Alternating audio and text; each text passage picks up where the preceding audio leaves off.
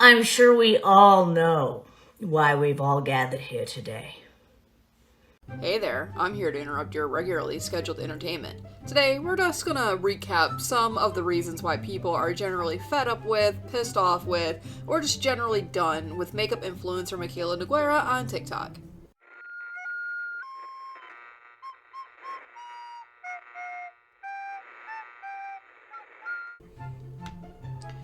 Everything dealing with Mikayla has reached a boiling point recently with her newest controversy, dubbed LashGate. Seriously, when are we gonna stop putting gate in front of everything?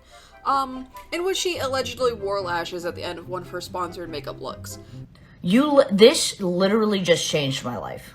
I'm not sure anyone's gonna ever be able to compete with this mascara. Which, refreshingly, is probably one of the, least egregious things I've seen an influencer be canceled over, so kudos for her for not, screaming slurs on the street like a certain other makeup influencer who wants to make a comeback over all of this.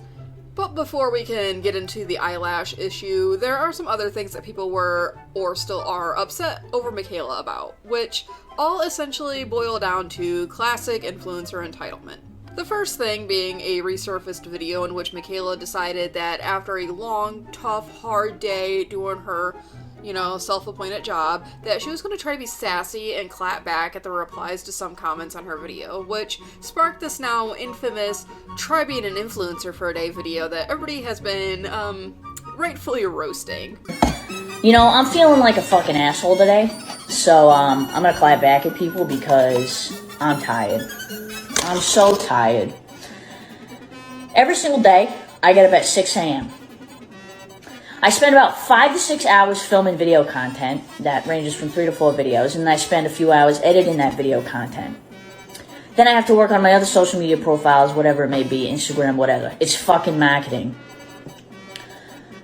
Then I'm in meetings from 12 to 5. I literally just finished work and it's 5:19. Try being an influencer for a day. Try it. Because the people who say it's easy are so far out of their minds, try it for a day. It is not for everybody. In fact, it's for a very small handful of people who can actually do this job. Because it's absolutely fucking insane. You do not want to have this job. I'm just saying. Which I get why. I too enjoy roasting that video because honestly, it's fucking ridiculous. At the end of the day, she described what seemed like not very hard work at all, honestly. At least the way that she described it and was making it out to be. You clicked on my video, so here's my completely unsolicited 2 cents on this being an influencer is so hard debate. I feel like any other job, influencers definitely have their ups and downs to the job, right? The biggest hurdle for any influencer is building the audience originally needed in order to make your video posting hobby into a full-time career. We can't ignore how just outrageously lucrative being an influencer is, with many being able to afford multi-million-dollar homes, all for just a couple of videos a week. Not even to mention that they get a lot of the products that they review completely for free. Being an influencer is challenging in its own set of ways. You have to be ready to smile and be really enthusiastic in your videos, have to have a certain level of creativity in order to continue to make video content, and you have to be self-motivated with your work ethic so that you can continue to make content pretty consistently. However, it's the self-motivated part that makes being an influencer vastly different from your standard 9-to-5 type of job. You make your own schedule, you sit yourself down in front of your camera, and you make your own content. Being an influencer is a choice, which is why Mikayla complaining about how hard she has it because she worked until 5 is kind of a little ridiculous to a lot of people, myself included. Many people don't get to have that many options when it comes to work. Many people have to work grueling, physically taxing jobs for 12 to 16 hours a day. And some people even have to work multiple times a day in order just to be able to afford either rent or eating, rarely both. In fact, my husband is one of the many, many people that has a very, very grueling, taxing physical job in which his body is literally breaking apart at the fucking seams because his job is so fucking hard. But yeah, you work till 5. Many people were pretty upset about this, due to the abundance of entitlement in her video, obviously. You're allowed to have complaints about any job. After all, working is very rarely fun, no matter if you pick the job or not. But Mikayla definitely needed to apply this classic carpenter rule of measure twice, cut once. AKA, think long and hard if causing this outrage over your poorly worded work woes was worth all of this negativity that you now have on your platform. But I guess for an influencer, any sort of engagement is positive engagement when you look at your paycheck at the end of the day. Then, as the frustration from her work woes video began to subside, a new drama unfolded in the form of a waitress posting a video chronicling how Mikayla was apparently rude to her while she was out to dinner. Now, I have some opinions on this original video by the waitress. The biggest being that, yes, I completely agree that this person is very over-dramatizing the event. Trying to insinuate that someone was such a massive fucking bitch to you by saying, okay, thanks, is very over the top, all things considered. However, the way that Mikayla treated this girl after the video was posted is kind of an entirely different story, but expecting someone to be sunshine and rainbows when you see them out in public is pretty off, in my opinion. Mikayla commented that the reason why she even went out to eat to begin with is that her family had taken her out because she was having a bad day. So the waitress claiming the vibes of the table were off is actually completely understandable. But additionally, a lot of people took issue with Mikayla saying that she has social anxiety and wasn't used to people approaching her as a fan in public. While having mental health issues isn't necessarily an excuse to be rude to someone, it is understandable that someone with social anxiety can come off as a bit unpleasant with curt or short responses. Take it from someone who has social anxiety so extreme that doctors have considered me a bit of an agoraphobe, if you will, because I never leave my fucking house. When I get recognized in public, I shut down immediately. Resting bitch face? Very real thing. It makes me seem like a fucking asshole. And so I can only imagine being a mega influencer, having a fan go up to you, oh my god, I'm such a huge fan, I'm so happy that you're here, especially when you're out with your friends and family, it can seem a little fucking weird, awkward, and embarrassing. Especially if your friends or family or loved one or whoever the fuck is not a mega famous influencer like you. Like, a complete normally non-famous people, like, they'd probably be a little weirded out. And Mikayla comments that her father, I think, was the mention, was mocking her for being recognized in public. And I don't know if you've ever been mocked by your parent, even if it's in jest and good nature, it's still kind of weird. Where I think Mikayla had messed up in this entire situation was by actually blocking the girl after she tried to apologize about coming across a little rude at the restaurant. If the waitress's theory is correct, that Mikayla only apologized in order to get the video taken down, then blocking her when the video remained up, it does come across like the apology wasn't really sincere. However, nobody really knows how their DMs went really, because they're DMs, they're private. They were exchanged just between Mikayla and the waitress. I will say that while I don't side with Mikayla, because at the end of the day I'm massively indifferent towards the problems of the rich, eat the rich, I think it's still ridiculous to expect her to be the same bubbly persona in public as she is on TikTok. It's not being ungrateful to act like a normal fucking human being in public. The next issue people have with Mikayla is her accent, apparently, because some people think that she is faking her accent for engagement reasons. Anyone else remember that weird era on YouTube when a bunch of, like, really weird Call of Duty fanboys thought it would be, like, really neat to have very stereotypical Russian accents? Were we all, like, really pissed off about that too? I'm honestly asking because I don't give a fuck about Call of Duty bros, so I wasn't really, like, into those channels, but, like, I know they exist and that they still exist. Who fucking cares if her accent is real or not? I mean, seriously. Is she perpetuating a horrific racist stereotype with her accent? No? Okay, move on. Making video content is a performance, and if her performance includes a thick Boston accent, mind your business and let her be. It's obviously giving her views. And now, finally, the most recent scandal for Mikayla, the goddamn eyelashes. So for those under rocks, Mikayla's newest controversy arose maybe a week or a week and a half ago when she posted a review for the L'Oreal telescopic mascara, and at the end of the video, she is notably, allegedly, wearing false eyelashes. Look how long and lengthened my lashes look. This literally just changed my life. This looks like this is how? What? It's this L'Oreal telescopic lift. Look at the wand.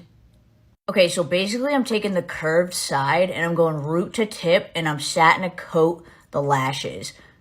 And then once you've done that, you flip the brush to the side and you use the hook comb to basically separate. This is one coat. Okay, I'm gonna add a second. Look at the length. Do you see that? I am speechless. And I'm not sure anyone's gonna ever be able to compete with this mascara. Instead of mentioning how the mascara can improve the look of false lashes, like combined with your natural lashes, all that, or anything of the sort, she doubled down that those were 100% her complete real eyelashes. Just ignore all the jump cuts in her video, and how she now has like 20 extra lashes on her eyelid. Which anyone who's ever put on mascara knows that mascara is not going to magically give you fuller lashes, because there isn't anything there. Mascara simply makes your already existing lashes look thicker, not multiply the number of hairs there. One actually has to wonder if L'Oreal knew and gave her the go-ahead with those false lashes in that video, due to the fact that it was a sponsored video and L'Oreal had to approve the video before she even posted it. After all, the sales of this mascara have gone up drastically due to so many people purchasing the product in order to prove Mikayla wrong.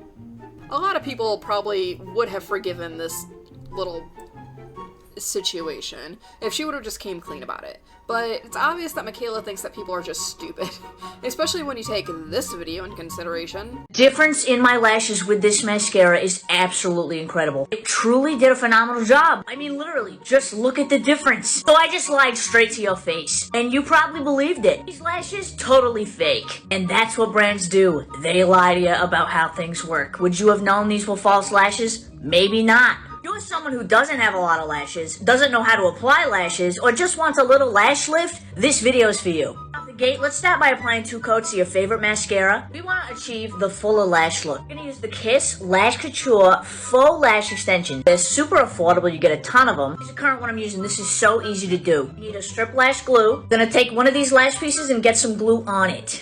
You don't gotta let it dry, give it a quick blow. Literally gonna take the piece and just lay it right on your lashes and press it down.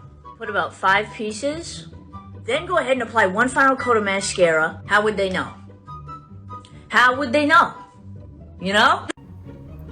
Maybe she forgot about this video that she made and posted it, you know? Or maybe she just thought people would remember this video and just know that everybody lies in an advertisement. How would they know? You know? But wait. Was this mascara video even an advertisement at all? Well, I mean, yeah, of course it was. But Mikayla and other influencers have been trying to be kind of sneaky when it comes to disclosing sponsorships by marketing their videos as a brand partner instead of just saying sponsorship.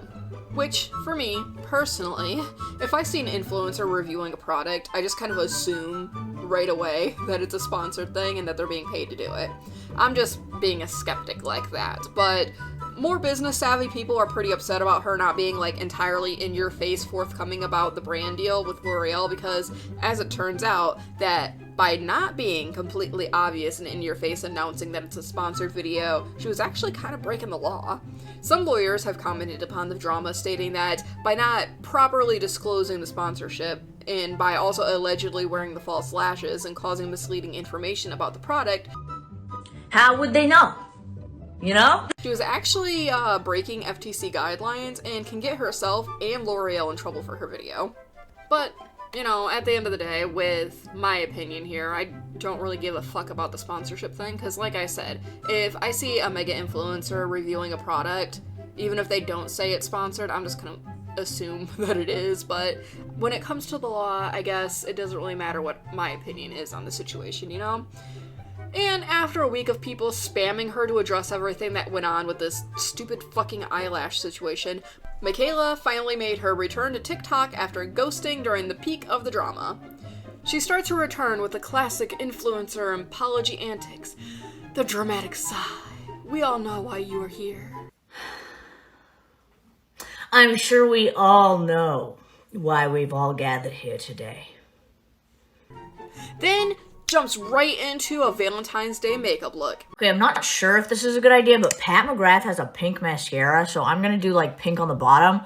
Completely unbothered, she proceeds to go about her business like nothing ever fucking happened, instead of addressing anything, which, as you can imagine, has made her detractors kind of pretty pissed off. I think it's hilarious, personally, but I digress. People have backtracked to see if her sponsored L'Oreal post now says it's sponsored, which it does. And besides that, she hasn't addressed anything in relation to the fake eyelashes or anything, which is honestly amazing. At this point, I don't think she's ever actually going to mention it, because really, if she was going to, she would have already. With the size of the platform she has, it's no doubt that she has some sort of like PR team consoling her on how to handle the drama, and she's probably been advised to proceed with business as usual, I would imagine. One can only hope with all of this backlash over the mascara ad, it will teach her to be just a little more honest and forthcoming with stuff, but we really can't get our hopes up with influencers nowadays, now can we? Time will tell, honestly. I'm just happy that she isn't being canceled over being like a horrible bigot or a predator or something, like some other people. What do you think of all this nonsense going on with Mikayla, honestly? Do you think that she should have done like a live stream to prove that she didn't put on fake lashes like some people claim she should have? Do you think that FTC should fine her for the false advertising? Do you think she's gonna lie again on some other makeup review? I mean, probably. Let me know in the comments. If you like this video, please subscribe to my channel. It would mean the absolute world to me. This video, like all of my content, is brought to you by Patreon, so thank you so much to Ippo, Chrome, Nick, and Ashley for subscribing. If you want to support me on Patreon, tier start is as little as $1 a month. Check out the link in the description. And with that, this has been Minji, signing off, until next time. I can't move on till I let go. I feel so lost, never at home. Need to be strong, every breath hold. 'Cause I can't move on till I let go.